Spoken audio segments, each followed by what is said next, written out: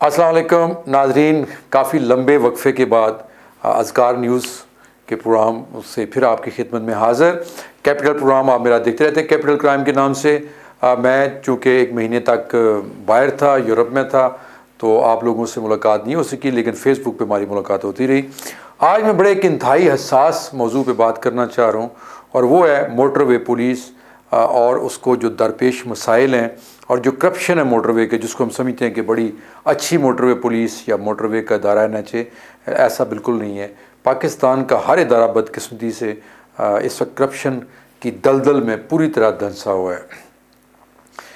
मैंने 2-3 दफ़ा ये रिपोर्ट दी थी कि रवात जो सिटी है उसके इधर से जाते हुए जब इस्लामाबाद से टुवर्ड्स लाहौर जाते हैं तो बिल्कुल रवात जहाँ पे ओवरहेड ब्रिज बना हुआ है वहाँ बड़ी एक ख़तरनाक सूरत हाल होती है। लोगों ने जंगले तोड़े हुए हैं, कोई ओवरहेड ब्रिज को इस्तेमाल नहीं करता, वहाँ से रोड क्रॉस करते हैं, एक्सीडेंट्स होते हैं, लोग मरते हैं, बच्चे मरते हैं, ख़वातीन मरती हैं, ज़ख्मी लोग होते हैं और एक बड़ा अजाब होता है। वहाँ पे ट्रैफिक अक्सर जाम रहती है।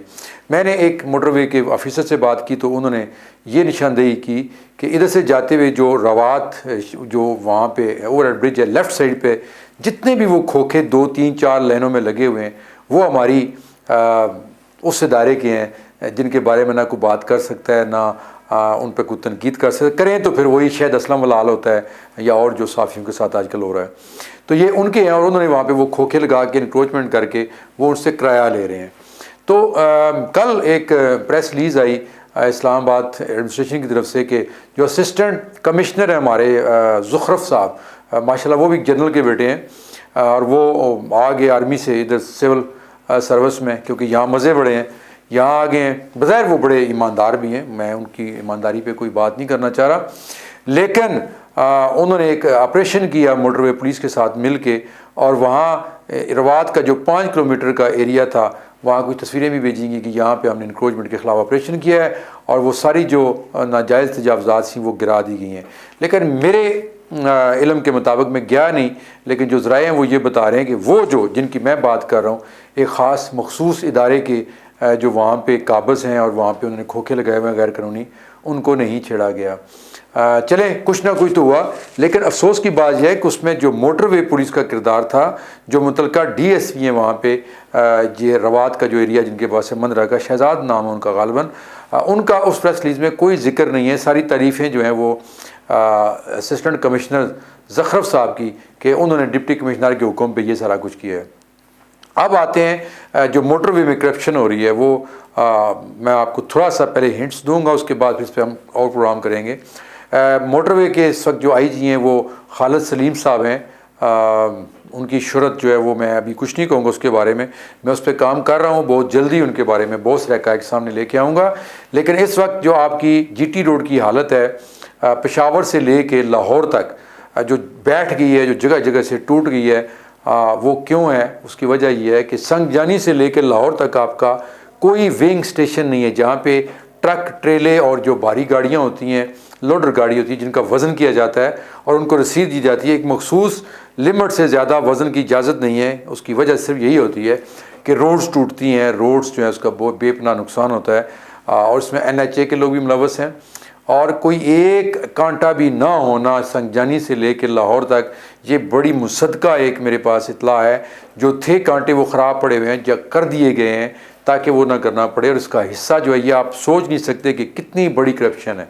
ट्रकों ट्रेलियों और ट्रांसपोर्ट जो है उसकी आड़ में क्योंकि यहाँ से मंथली जो है वो लाखों की तादाद में जो लोडर ट्रेले हैं जो सामान लेके भारी, जिसमें सरिया है, सीमेंट है, बजरी है, इस तरह का भारी सामान लेके जाते हैं और उसको वो जो मुकर्रर मिकदार से बहुत ज़्यादा वज़न पे जाता है, जिसकी वजह से ये रोड मुकम्मल तौर पर एक मौत की रोड आप कह सकते हैं, इसको डेथ रोड आप कह सकते हैं, जहाँ पे रोज़ाना इतने एक्सीडेंट्स होते हैं, इतने हादसात होते हैं, क्योंकि वो ट्रक ट्रेले वाला मजबूरन जो है वो स्पीड लाइन यूज़ कर रहा होता है, क्योंकि लेफ़्ट लाइन तो बिल्कुल टूट चुकी है आपकी, मुकम्मल तौर पे खड्डे हैं, जंप हैं, सारा कुछ है। तो वो अपने ट्रक का एक्सल बचाने के लिए उधर जाता है और उसकी वजह से फिर ना सिर्फ ये है कि वो जो 3-4 घंटों का सफ़र है वो आपका 7-8 घंटों पे चला जाता है, बल्कि उससे ये जो आपका नुकसान होता है अरबों रुपए का नुकसान होता है, जो फ्यूल की शक्ल में, गाड़ी की टूट फूट की शक्ल में, वो तो एक अलग से है।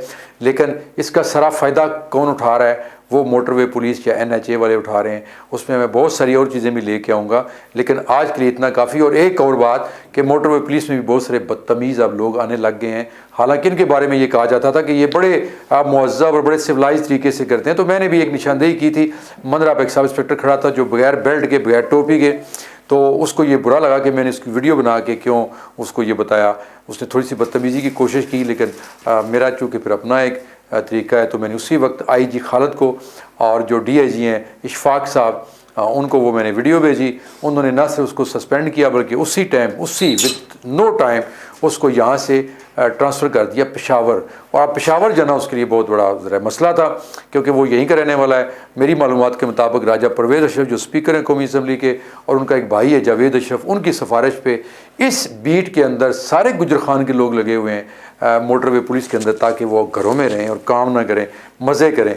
और ये मज़े तो वो कर रहे हैं, लेकिन तकलीफ़ जो है वो करोड़ों पाकिस्तानी भुगते हैं।